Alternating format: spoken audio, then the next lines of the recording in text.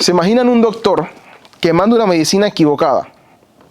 Yo sé de alguien, y esto no fue mi esposa ni yo, pero sé de alguien que tenía diarrea y fue al doctor. Y la medicina que le manda el doctor, en vez de ayudarlo a detener la diarrea, le aumentó la diarrea. O sea que esta persona estaba súper ultra deshidratada y súper ultra débil. Pero todo gracias a la medicina errada que un doctor le recetó. Hasta que fue con otro doctor y ese otro doctor le dijo, pero es que esta medicina no es para lo que tú tenías. Esta medicina es todo lo contrario. Y le recetó una medicina correcta y la persona pudo entonces mejorarse y curarse. Todo por un error. Un error de qué recetar. Un doctor que no sabía qué mandar o se equivocó pudo haber ocasionado, no sé si la muerte, pero alguna situación grave pudo haber ocasionado en aquella persona.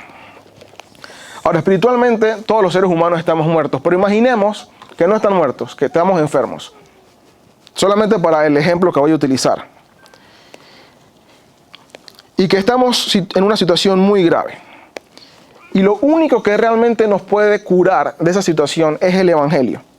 El Evangelio es la medicina que nos da vida. Pero ¿qué pasaría si en vez de escuchar el Evangelio, escuchamos algo diferente? Un mensaje que se parece al Evangelio, pero que no es el Evangelio. En vez de darnos vida, nos va a matar. Tal cual podría haberle sucedido a esta persona con esa medicina equivocada.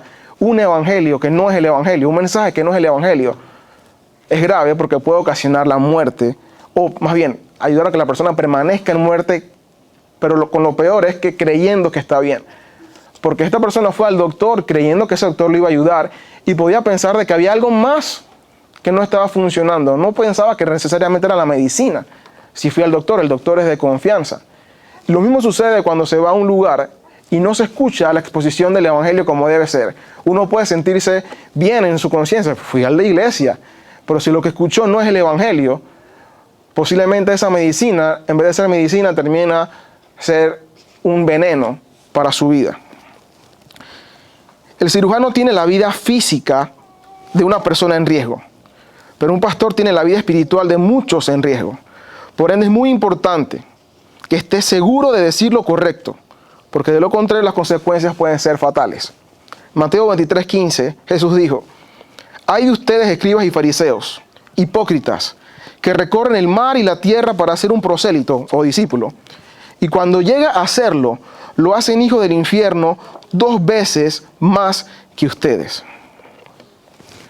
Los fariseos supuestamente eran los que eran la autoridad para enseñar la palabra. Pero como no era el evangelio lo que ellos predicaban, aunque se parecía, Jesús dice que aquellos discípulos de ellos, que podían tal vez sentirse bien, porque están a los pies de un fariseo, estaban siendo doblemente merecedores del infierno. Eso mismo sucede hoy con cualquier pastor que predique algo que no es el evangelio. Al tener discípulos, está haciendo a esas personas doblemente merecedoras del infierno. La situación es grave, hasta más grave que la de un cirujano. El cirujano corre el riesgo de matar a una persona a la vez en la sala de operaciones. Es difícil que esté operando a 2 personas al mismo tiempo. Pero un pastor suele predicarle a muchas personas. Por más que sean 5, suelen ser más que una persona en el cirujano. Por tanto, el riesgo y la responsabilidad es mayor. Pero esto no queda solamente exclusivo de los pastores. Esto es para todo creyente, porque todo creyente está llamado a predicar el evangelio. De manera que si los creyentes en general no conocemos el evangelio, podremos quedar haciendo lo mismo que hizo ese doctor con esta persona que conocemos, de recetarle algo equivocado. Muchas veces, y por mucho tiempo, yo crecí escuchando que lo único que yo necesitaba era conocer, contar mi testimonio. Eso era suficiente. Y cuando salíamos a la calle, no te preocupes si no sabes qué decir, si no conoces de la Biblia o los versículos, cuenta tu testimonio y eso es suficiente. Eso no es suficiente. Eso ni siquiera es lo que yo tengo que decir. Puedo decirlo, no pasa nada si lo digo. Pero el mensaje que da vida no es mi testimonio, es el evangelio. Así que todos nosotros necesitamos conocer el evangelio para poder predicarlo, para poder vivirlo, pero poder enseñar a los demás también. Porque de lo contrario podríamos estar recetando medicinas que terminan siendo veneno para los demás. Por más que la intención sea buena, el efecto sigue siendo malo. La intención no es suficiente.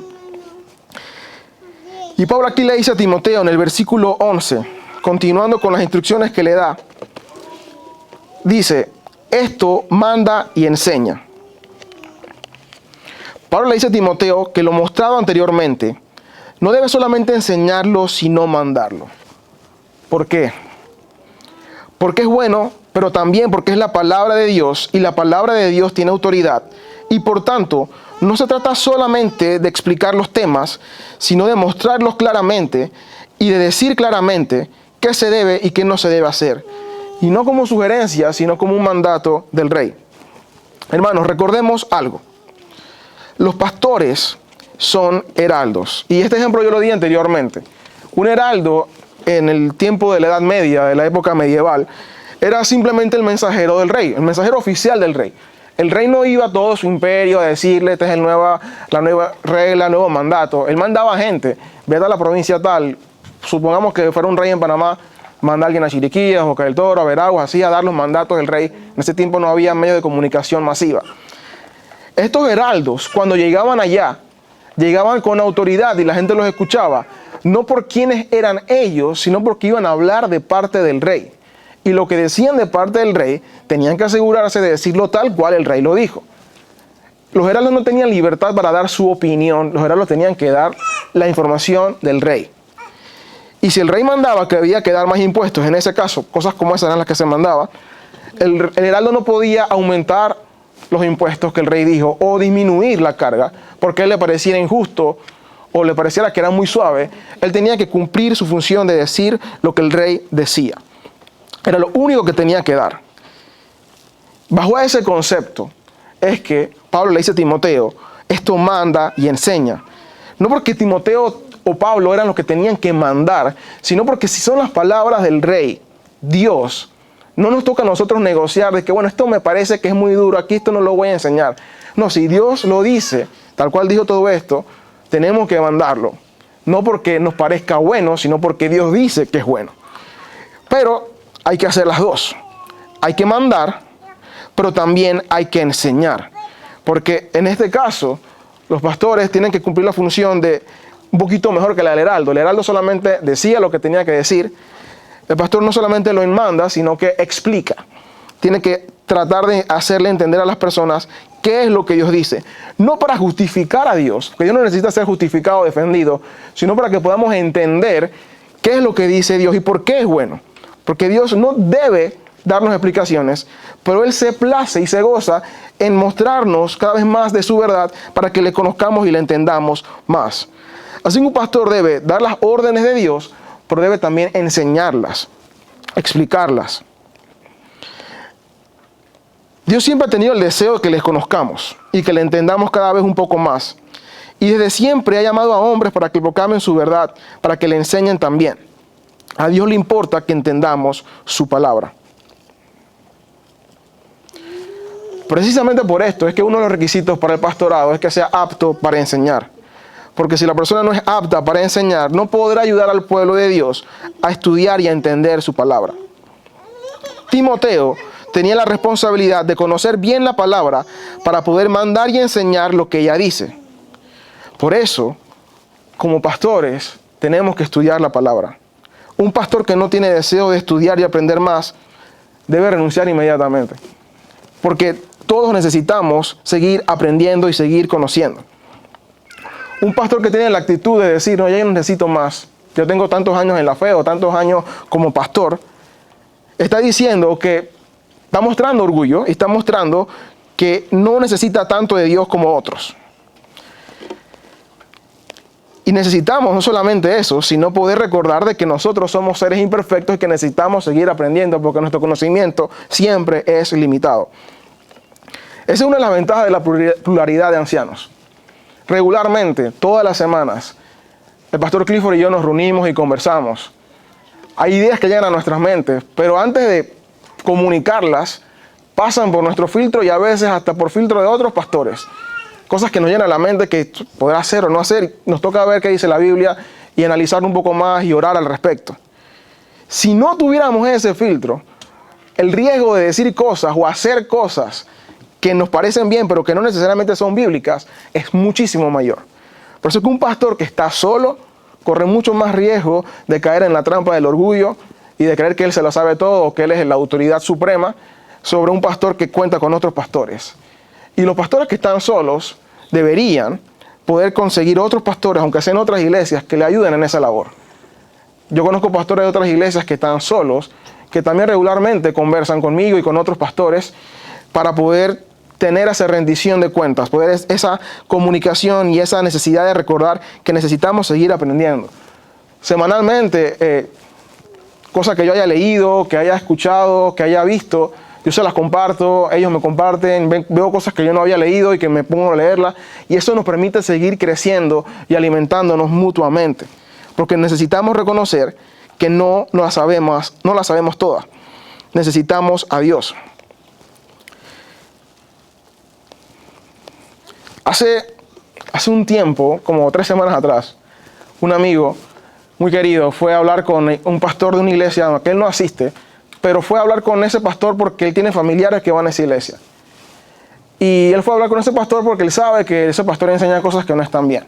Y él quería ver si de repente había algo de gracia de Dios con ese pastor en poder reconocer algunos errores y poder corregir. El pastor por mucho tiempo le negó la reunión hasta que un día, hace como 3 semanas, le permitió hablar con él. Y casi que no le deja hablar, porque sí hablaron, pero me dice mi amigo que lo primero que le dijo fue: yo no debería hablar contigo porque yo tengo 30 años en la fe y tú nomás tienes 3 años de ser cristiano. Como que yo no sé qué diferencia debería haber en cuanto a eso. Mi amigo tuvo la oportunidad de por lo menos hacerle una pregunta y le preguntó: ¿usted qué dice? ¿Los hombres van a Dios o Dios va a los hombres? ¿Cómo es que todo? Y el hombre responde lo que creía y mi amigo le dice: bueno, eso no es lo que yo veo en la Biblia dice esto, esto y esto. Y el hombre responde: bueno, me voy al infierno, pues yo no sé nada, así como en tono sarcástico. Y le dice lo siguiente, palabras textuales: y mira, fulano de tal, yo casi ni peco ya. Ya no hay más nada como que me digas aquí. Mi amigo quedó en llanto inmediatamente, porque aunque ese no es su pastor, a él le dolía, porque sus familiares están ahí y todavía siguen engañados por este hombre. Y él sabe el peligro que eso implica, es que ellos estén ahí. Y el peligro y el daño que ese hombre hace a toda la congregación que él tenga escuchándolo domingo tras domingo, o el día que sea que se reúnan. Esa actitud es peligrosa, pero esa actitud se puede encontrar inclusive en personas que no son pastores, en personas que tienen tal vez mucho tiempo en la iglesia, que tienen mucho tiempo en la fe, y podemos nosotros también caer en el sentido de que yo no necesito más. Y a veces ni siquiera nos sentimos o decimos voz audible: yo no necesito más palabra, pero lo demostramos con nuestras acciones cuando no estudiamos la Biblia. Porque alguien que no estudia la Biblia regularmente es porque no la necesita.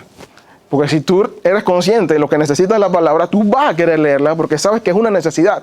Así como comes todos los días porque sabes que es importante para tu vida, como procuras de repente tener una vida saludable, si tú sabes que eres débil, que no conoces todo, tú vas a reconocer que la palabra es esa fuente de sabiduría, que no hay sabiduría en ninguna otra cosa que no sea la palabra de Dios. Entonces, a veces caemos en ese error nosotros, sin necesidad de ser ese pastor, al decir: no, yo no necesito eso. No lo digo audiblemente, pero lo digo con mis acciones, al no dedicarle tiempo a estudiar la palabra de Dios. Dios nos libre de eso y nos ayuda a crecer en conocimiento cada día para poder mandar y enseñar lo que Él manda. Y todos, como iglesia, al escucharlo enseñado y ordenado, tenemos la responsabilidad de verificar si es bíblico y, si es bíblico, obedecerlo. Porque no estarían obedeciendo al pastor, sino a Dios. Y no hacerlo no sería rebelión contra el pastor, sino rebelión contra Dios. Luego Pablo le sigue diciendo a Timoteo en el versículo 12, en la primera parte de ese versículo: no permitas que nadie menosprecie tu juventud. Le dice: Timoteo, no dejes que nadie te trate menos por ser joven. Que nadie diga que porque eres joven no tienes autoridad. Es natural que los seres humanos veamos con autoridad a las personas ancianas. Y ciertamente las personas ancianas tienen mucho recorrido y experiencia. Pero no todos los ancianos son necesariamente sabios. Porque ahí hay un error que por cultura todos, por lo menos en Latinoamérica, hemos aceptado. Hay un dicho que es muy popular: más sabe el diablo por viejo que por diablo. Porque en el fondo creemos que todos los viejos son sabios. Pero la Biblia no dice eso. La sabiduría no se adquiere por la vejez. La sabiduría se adquiere por el temor de Dios. hay viejos muy necios, tontos, que necio es tonto, que siguen tomando decisiones insensatas. Personas adultas de 30, 40, 50, 70, 80 años que siguen tomando decisiones pésimas. ¿Por qué? Porque no se trata de la vejez, se trata del temor de Dios, del conocimiento de Dios. Y muchas veces caemos en menospreciar inclusive a niños. Yo me he sorprendido gratamente con muchos niños de esta iglesia, de otras también, pero de esta iglesia esto me da mucha alegría, de la capacidad de entendimiento que tienen, de análisis. Ellos me han dicho, inclusive muchos, después de las prédicas, cosas que han entendido que a mí me dejan, wow, gloria a Dios, que este niño de 9, 10 años está escuchando y aprendiendo. Y yo me atrevería a decir, sin duda, que muchos de estos niños son más sabios que personas de mi edad o más adultos que yo conozco. No por la edad, porque la edad no tiene nada que ver, sino por el conocimiento de la palabra de Dios. Eso está normalmente en nuestra identidad como persona y tenemos que quitar eso por muchas razones, porque tenemos que comenzar a valorar a los niños como personas que pueden ser importantes para aprender, a los jóvenes como adultos, y los niños y jóvenes deben dejar de menospreciarse a pensar que porque son jóvenes no pueden servir a Dios. Ninguna de las dos son buenas y tenemos que animar a los niños y a los jóvenes a conocer a Dios. No subestimen niños porque tiene 7 años, que no, él no puede entender la palabra. Yo he visto cómo sobrinas mías de 1 y 2 años entienden cuando los regañan o cuando les pegan y cuando hacen estas otras cosas. Y a veces escuchan las conversaciones y yo me doy cuenta que están repitiendo lo que se dijo. ¿Sabes? Y tienen 2 años. Analizan. No menosprecie a un niño de 5, de 7. Enséñale la palabra. Enséñale el evangelio. Y no lo anime y no lo desanime a que no estudie. De igual manera con los jóvenes. De hecho, esa actitud es la que ha hecho que ahora, en este tiempo cultural, tengamos a gente de 30 y pico años que todavía se comporta como de 12, 14 años. Que sus únicas preocupaciones son qué videojuegos juego en la semana o qué hago el fin de semana para disfrutar y ya. Porque como adultos se les inculcó a los jóvenes que no, tu preocupación es estudiar y jugar. Tú no tienes responsabilidad de trabajar o de pensar.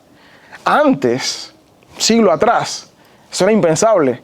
Era normal que los jóvenes ya estaban pensando en, yo voy a la guerra, yo quiero casarme, 16 años. Pero ahora un joven se casa de 20 años y no está muy niño, él no sabía. 21, tienes un hombre, una mujer. Tenemos que comenzar a preparar a nuestros jóvenes y niños a ser hombres. Quitarnos ese mito de la adolescencia, de que cuando lleguen al desarrollo, ese es el momento de la preparación para la adultez y no el momento de gozar beneficios de la adultez sin responsabilidades, que es lo que la mayoría hace. Le permite disfrutar cosas de adulto sin las responsabilidades de adulto. Ese no es el momento de tener novia. Es el momento de entender de que ahora que sientes más atracción a las niñas, te tienes que preparar para saber cómo tratar a tu esposa, para saber cómo ser una buena esposa, en el caso de las mujeres, y al mismo tiempo enseñarle todo esto con la palabra. Y que los jóvenes comencemos a darnos cuenta, todos, de que necesitamos la palabra de Dios para que sea nuestra autoridad, nada más. Y si Dios nos ha capacitado para algo, no importa la edad que tengas, úsalo para el beneficio de la obra de Dios. Y eso está en todos nosotros. Yo tuve la experiencia de ser profesor de la universidad y yo empecé a ser profesor de la universidad cuando tenía 28 años. Cuando yo fui a mi primera clase, yo me acuerdo el nerviosismo que yo tenía, porque yo decía, iba a dar clases en la nocturna. Normalmente en las noches van adultos, mucho más mayores, aunque no fue mi caso, pero yo estaba preocupado que iba a tener que darle clases a personas que podían ser mi papá. Y yo estaba asustadísimo, hasta que hablé con otros colegas y me dijeron, Nelson, no te preocupes, si tú estás ahí es porque tienes las credenciales para hacerlo. Y aunque esa persona pueda tener 50 años, igual necesita de ti porque no tiene lo que tú tienes. Tú tienes el conocimiento que ellos necesitan. Ve y dáselos y no te preocupes por eso. Y gracias a Dios, eso fue un buen ánimo y aliento para poder hacer lo que tenía que hacer y tratar de hacerlo lo mejor posible. Entonces, dejemos de pensar en términos de años, 20, 30, 40 o menos. Bajo esa lógica, Juan se supone que posiblemente tenía 17 años cuando Jesús lo llamó a ser discípulo. Y el Señor Jesús empezó su ministerio a los 30 años, que en ese tiempo no era considerado joven, pero hoy 30 puede ser considerado como todavía está joven. Y murió a los 33. Entonces, Ese fue un ministerio en una edad que hoy sería joven, pero para ese tiempo ya era adulto. No sé qué edad tenía Timoteo, no se sabe, pero también estaba esa misma cultura en ese tiempo. Y debía ser rechazada tanto por Timoteo como por la iglesia.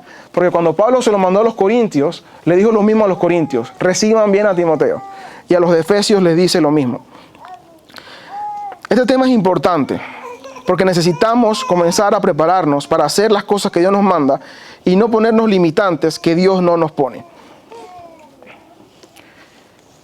Pero la instrucción no era solamente que no tuvieran en poco su juventud, sino que además Timoteo tenía que ser ejemplo a los demás. Y menciona algunas cosas en el resto del versículo 12, donde dice: sé ejemplo de los creyentes en palabra, conducta, amor, fe y pureza. Explicar esta cada una me podría llevar a otra prédica más, pero vamos a condensarlo. Básicamente le estaba diciendo a Timoteo: tú tienes que ser ejemplo a los demás en tu vida de una manera íntegra, que abarque todo, cómo te comportas, lo que hablas, lo que piensas, lo que dices, lo que sientes. Básicamente Pablo le dice a Timoteo que sí, no tenían que menospreciarlo, pero era importante que él también viviera a la altura de lo que la palabra enseña.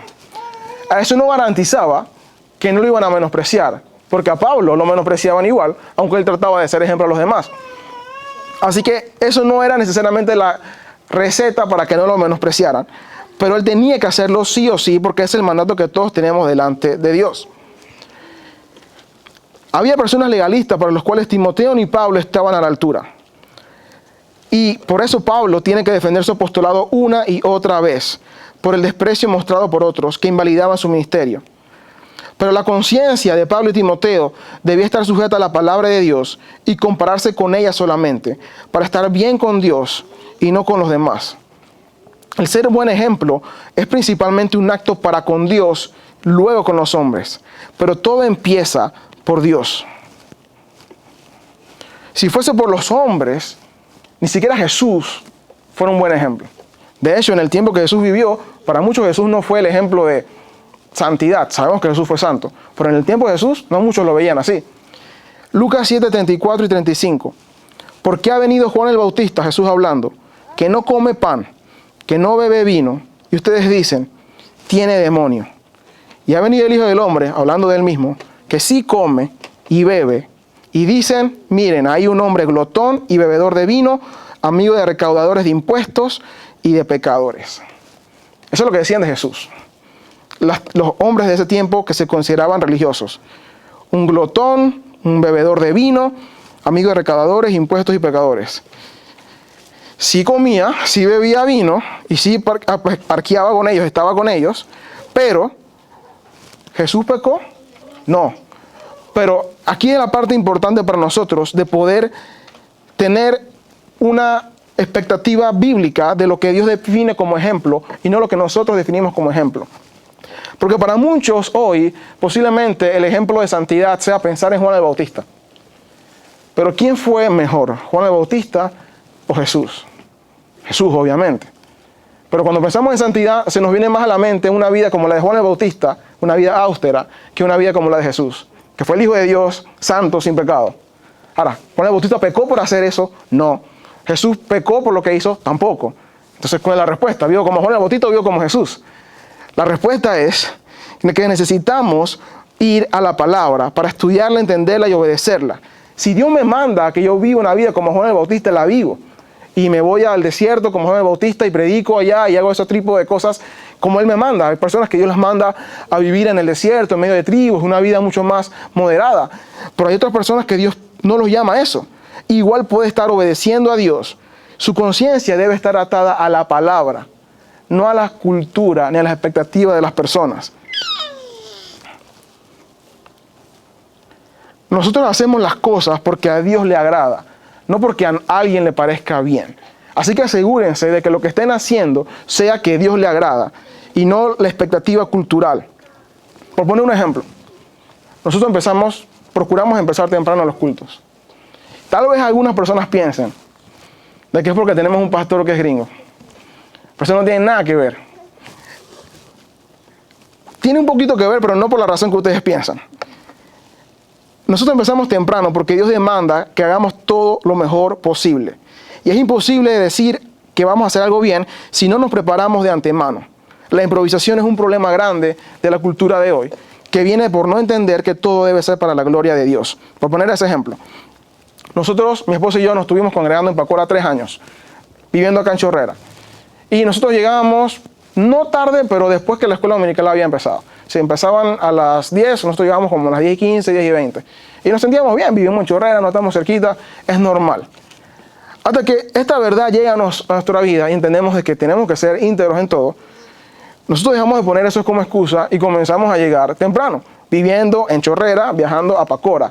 Y llegábamos muchas veces primero que todos los que estaban allá, que algunos decían, oh, qué vergüenza. Ahora, eso fue ejemplo para los demás, pero nosotros no lo hacíamos para que los demás nos vieran. Lo hacíamos porque entendíamos que teníamos que llegar temprano y teníamos que ser responsables. Si servía de ejemplo para los demás, gloria a Dios. Pero mi motivación y su motivación debe ser agradar a Dios, hacerlo para que Él sea glorificado. Si usted vive de esa manera, usted va a ser ejemplo a los demás. Pero la única manera que pueda ser ejemplo y que tenga esas convicciones fuertes es que estudie la palabra y que la conozca. Porque mientras la conoce y la estudia, se va a poder dar cuenta, Dios quiere que yo me congregue. Yo me congrego. Dios quiere que yo estudie la palabra, yo la voy a estudiar. Y eso me va a permitir ir creciendo en la palabra, a decir, mira, ahora yo hablo más de la Biblia que lo que hablaba antes, y termino siendo ejemplo a los demás, pero mi motivación no fue el ser ejemplo primeramente, sino agradar a Dios en lo que Él quería. Entonces hagámoslo para glorificar a Dios. En Timoteo, el capítulo 6:1, 1 Timoteo 6:1, él dice, Pablo a Timoteo, todos los que están bajo yugo como esclavos, consideren a sus propios amos como dignos de todo honor, para que el nombre de Dios y nuestra doctrina no sean blasfemados. Y aquí Timoteo no le hablaba a Timoteo como pastor, sino a los que estaban ahí viviendo. Eso quiere decir que todo creyente debe vivir una vida que agrade a Dios, para que no blasfemen el nombre de Dios. Hoy en día, el nombre cristiano no necesariamente tiene el impacto que debería tener. Durante el tiempo de la Reforma, que este mes se celebra, por cierto, el 31 de octubre, cuando comienza a llegar la palabra de Dios a los alemanes que vivían en ese pueblo de Wittenberg y que se fue extendiendo a otros países, ellos fueron entendiendo que Dios valora el trabajo.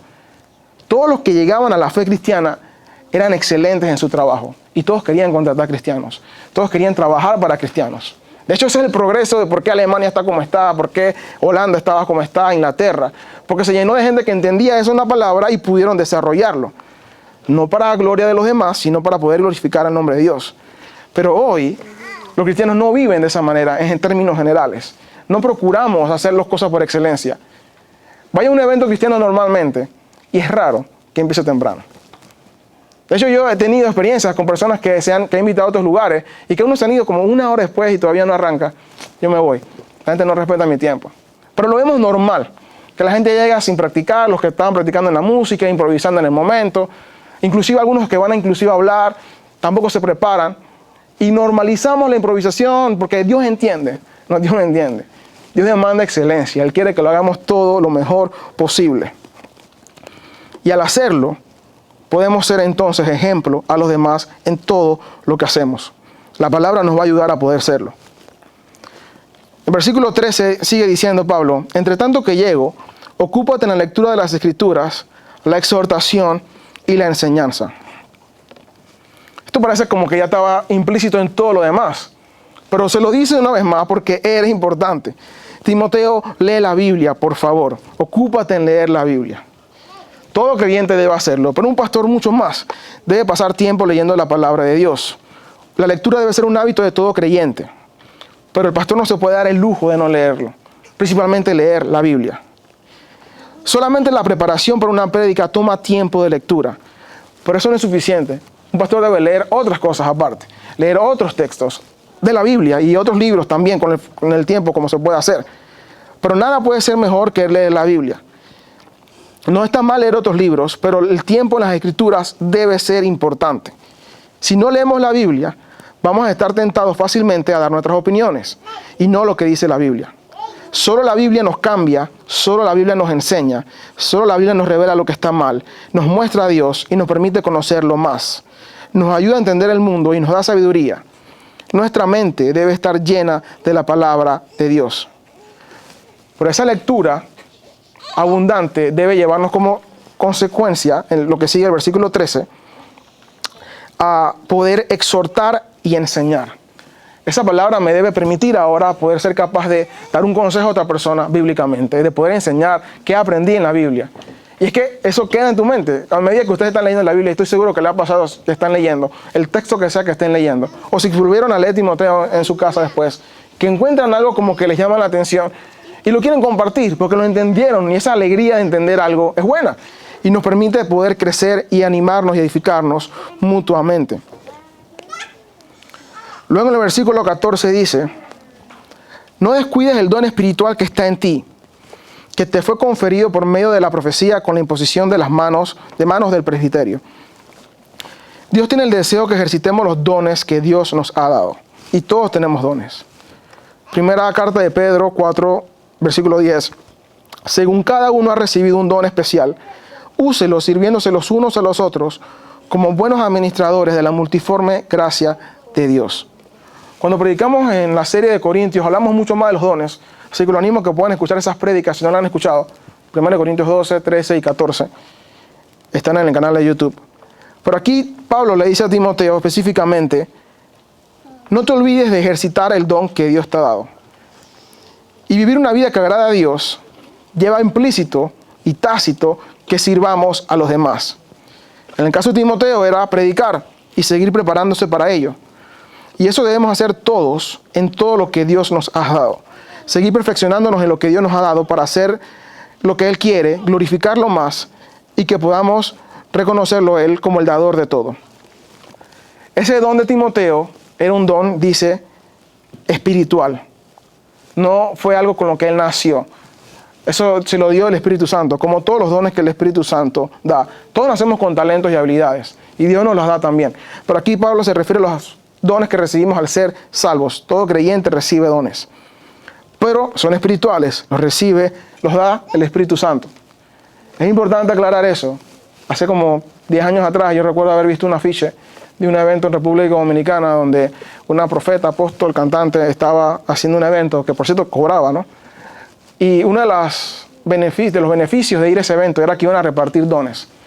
Y yo que, oh wow, o sea, labor del Espíritu Santo, pero esa mujer iba a poder repartir dones a los demás. No sé por dónde en la Biblia dice eso, porque cada vez que se muestra a alguien que intentó adquirir un don de esa manera, fue reprendido por los apóstoles inmediatamente. Pero aquí se iba supuestamente a hacerlo. Hermanos, solo Dios da los dones. Solo Dios. Ningún hombre, ningún pastor, ningún líder puede dar dones. Solo Dios. Pero en la iglesia se deben utilizar para servirse. Somos responsables nosotros de usarlo. Somos responsables de servir a los demás. Si no sabe qué don tiene, ocúpese en la oración. Ocúpese en conversar con los demás, en ayudar en lo que sea posible. Y en ese proceso puede que Dios le hable y le muestre cuál es su don. Pero todos debemos procurar querer servir a los demás.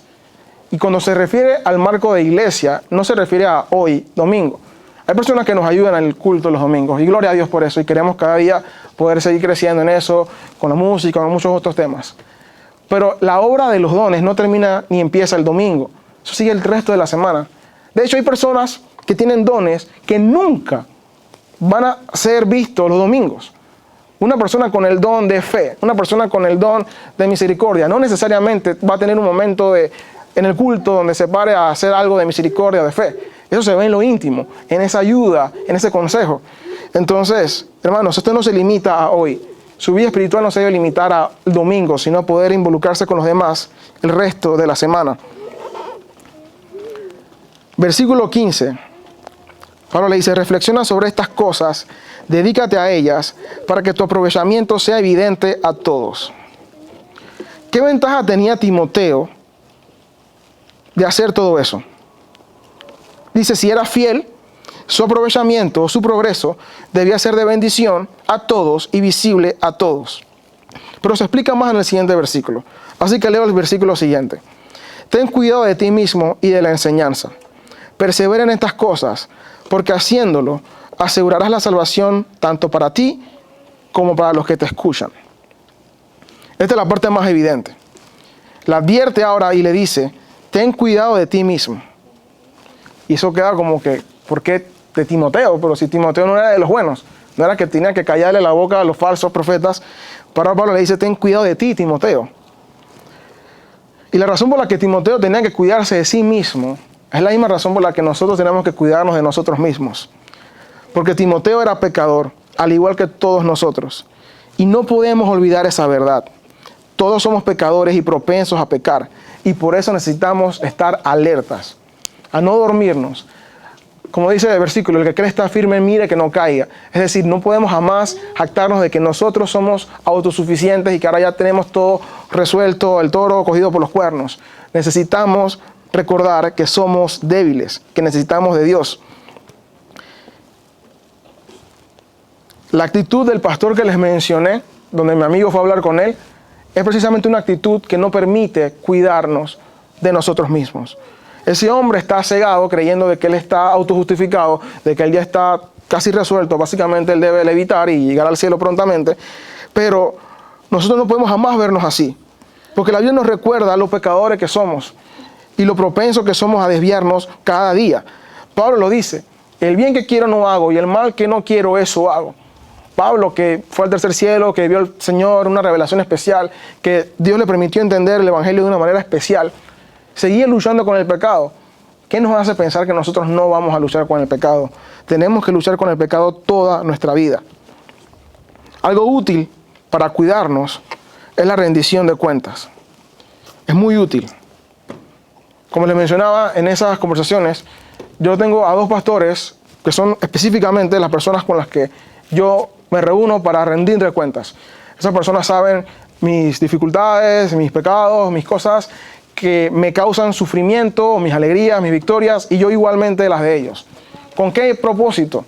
De poder ayudarnos y recordar no estamos solos y que somos débiles y que podemos fallar. Entonces, todos necesitamos hacer eso. Le animo a que pueda encontrar a alguien con lo que pueda hacer eso, porque es de mucha ayuda. Créanme, el poder exponerse de esa manera nos recuerda cuán pecadores somos y cuánto necesitamos de Dios. Jesús dijo en Mateo 15:19, porque del corazón provienen malos pensamientos, homicidios, adulterios, fornicaciones, robos, falsos testimonios y calumnias. Del corazón. No de la sociedad, no del barrio, no de las canciones, que no digo que están bien. El punto es que eso no viene de allá, eso es interno. Según la psicología, los problemas son de afuera que afectan al hombre y no internamente. Nosotros somos malos no porque nos hacen malos, sino porque nacemos malos. De nacimiento venimos con esa tendencia al pecado. Y eso nos debe ayudar a recordar que necesitamos a Cristo todos los días en todo lo que hagamos. Y en cuanto a la enseñanza, que Pablo le dice a Timoteo, ten cuidado de la enseñanza. No es creer jamás que ya me la sé toda. Como pastores nos toca leer libros, escuchar comentarios, escuchar otras prédicas, conversar con otros pastores, poner a prueba ciertas creencias que tenemos, inclusive participar en ciertos debates para poder ver qué tan cercano de la palabra estamos o no, fortalecer nuestra fe, darnos cuenta si estábamos en algún error y si había error, poder corregir y cambiar. Todos necesitamos eso, pero como pastores necesitamos estar mucho más pendientes de eso, porque la enseñanza puede ser desviada fácilmente, pero un pequeño desvío es un veneno. Se vuelve veneno inmediatamente y no podemos permitir eso porque, como bien dice aquí, la salvación de muchos está en juego. La salvación es de Dios, pero el medio que Dios usa para la salvación de las personas es la predicación del Evangelio. Por tanto, es necesario asegurarse que predicamos el Evangelio tal cual y no el Evangelio más algo o el Evangelio menos algo, porque al hacer eso ya no es evangelio, sino que es, como dice en este primer capítulo al principio, doctrina de demonios.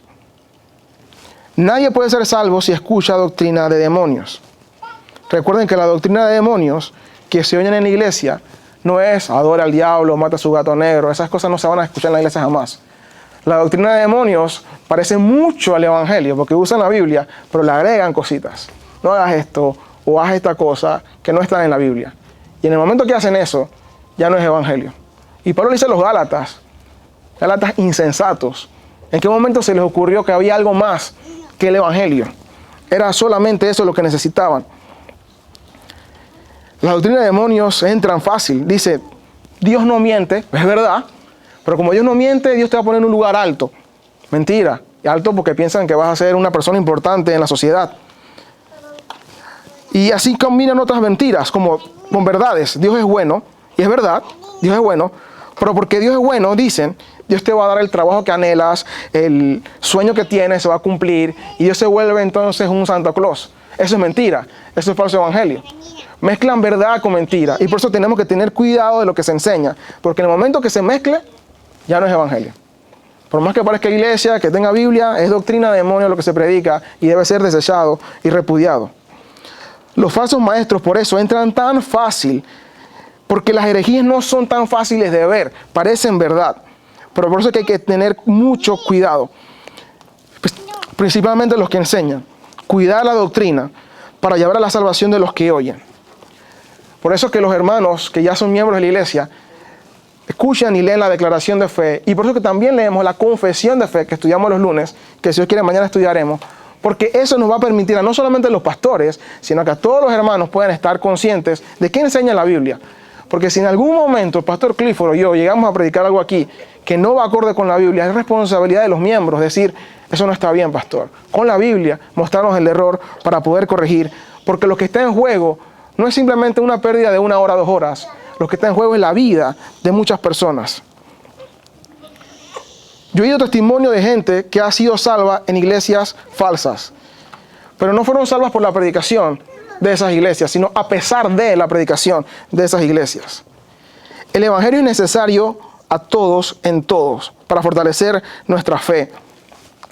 Piensen en este versículo al revés.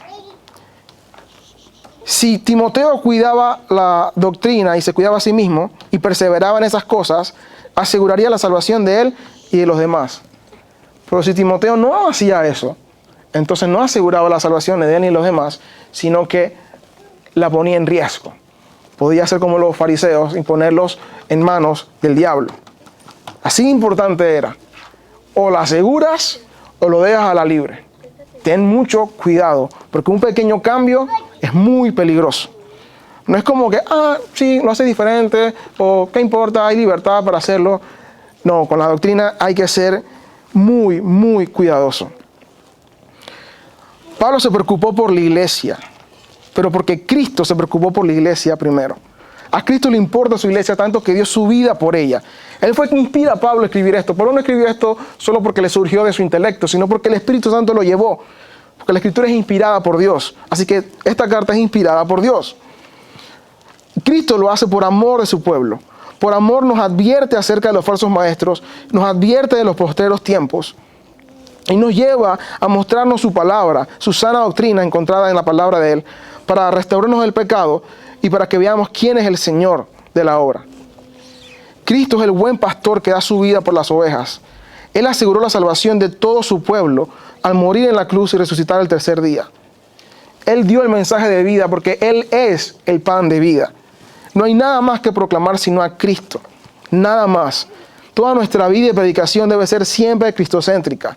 Glorificar a Dios y humillar al hombre. Si la prédica exalta al hombre, hay un problema serio. Porque no se trata de nosotros. Jamás se ha tratado de nosotros. Siempre se ha tratado de Dios. Él es el centro de todo. Nosotros no somos los más importantes. Ni tenemos que ver, tengo que irme. Una vez escuchaba un extracto de una prédica de que si no te tratan bien, vete porque tú eres fulano de tal, el hijo de Dios, heredero, no sé qué, y sales motivado porque tú vas a comer el mundo.